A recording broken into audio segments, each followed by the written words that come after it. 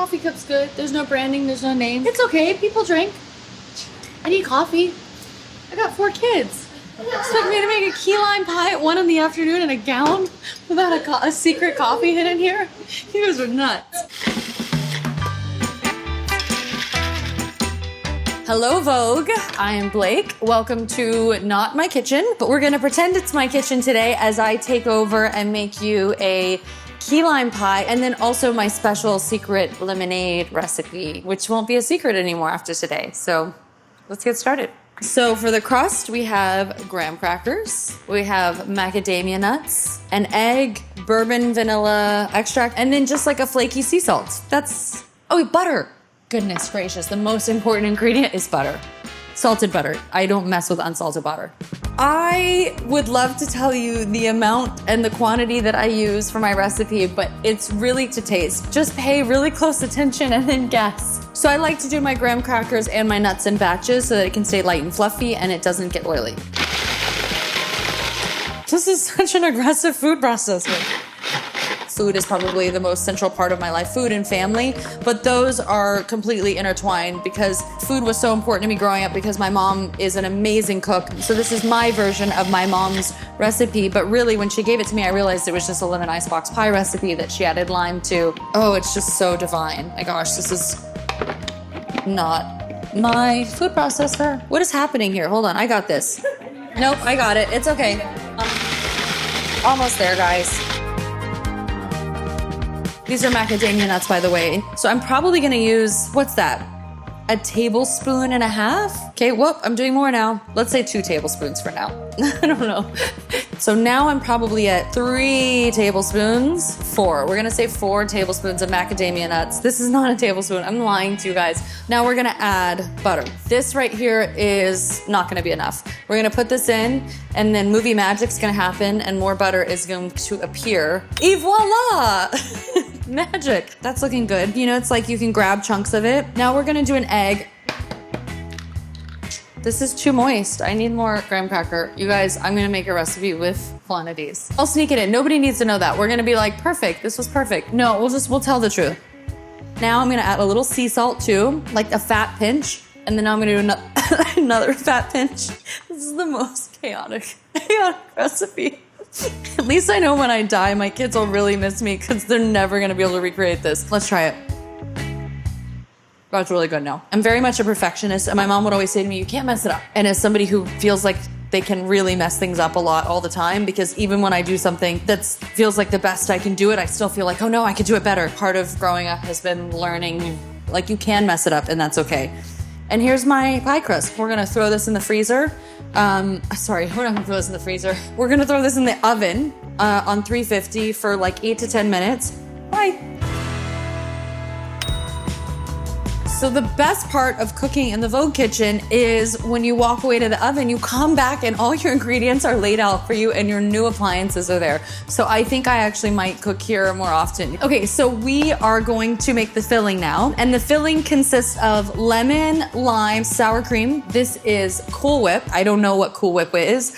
I'm not gonna question it. It's a genius invention. This is sweetened condensed milk, heavy whipping cream. And then this is Jell-O vanilla pudding mix. Oh, and Grand Marnier. Oh my gosh, that's really important. That's that. We're going to start with the whipping cream. And so you just whip this up.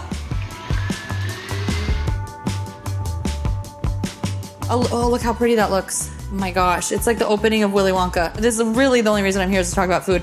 I don't want to talk about myself, but I do want to talk about heavy whipping cream. It's the oven. My pie's ready. Give me a moment. It ends with us. I'm so proud of. It was the most all-consuming film I've ever been a part of on camera and off camera. And because of that, it is so deeply personal to me. The book that Colleen wrote resonated with so many people for so many years. So to be able to take on a character and to step into a film that means so much was a great responsibility that I didn't take lightly. This lemon is too big to fit the right way, so we're gonna do it upside down because you just improvise. I feel like this is gonna end up on OnlyFans, like me leaning over, chest falling out, squeezing this lemon. This is not suitable for work. So for It Ends With Us, I really like the way my husband dresses, and I also really love the way Gigi Hadid dresses, which is, you know, an odd mashup, I'm sure. I think that the wardrobe was a really critical part of that storytelling, and I'm really, really proud of it. But I'm wearing like a ton of like Bodhi and vintage, and it's some of my favorite wardrobe I've ever worn. It's just like so expressive and eclectic and really gives you such a sense of the character. I'm gonna try to squeeze this giant lemon one more time. You guys, I'm gonna invest in a juicer for you guys for the next unsuspecting Vogue chef. We'll be back. So here's our delicious pie crust, nice and golden. It's not shiny or greasy. Okay, you're gonna have 3 levels of this pie from most potent to least potent. So this is gonna be our base level, so it's gonna be our most potent, and then we'll dilute it with the whipped cream as we go. Okay, so now I'm gonna add zest. I'm making this good because I'm gonna take it home. My kids are like, wait, you're making what today? You know, in the past handful of years, I found myself really leaning into creating products and building and developing something while getting to be around my children, because I get to define my hours versus on a film, you're working 16 or 18 hours a day in Budapest or Capri, which is amazing. But you know, it's a different lifestyle. I didn't want to miss it. I didn't want to have regrets. So I have lemon zest and lime zest, and it is way too potent now, which is exactly what it should be. This, I gotta put this in the freezer. I should have done that like 10 minutes ago. 20 minutes ago, but it's gonna be fine. I'm gonna put this in the freezer and I'll make a drink in the meantime while we wait for it to freeze.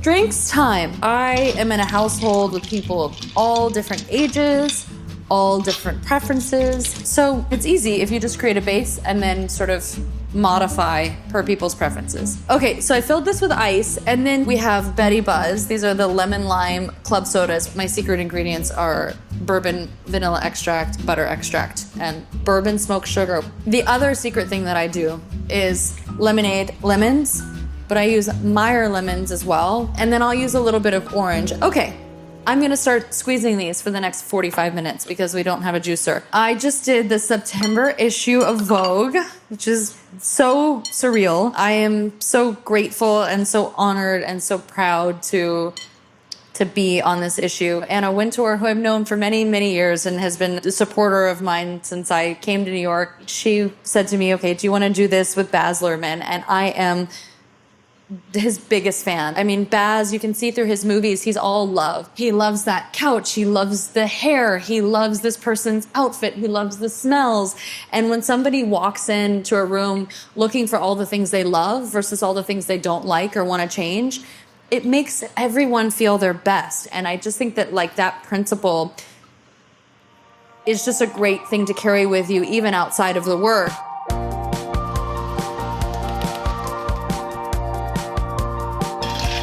It's going to be very potent, but we're going to see. Oh my God, that is so good. Oh my God. So we have our concentrate. We are going to put our ice here. So I'm going to put a little bit like this, and then I'm going to pour a little bit of this. And then if you do a cocktail version, I'm going to do Betty Buzz on this one too, because I think with a cocktail, it's better if it's sparkling. So we'll mix this in.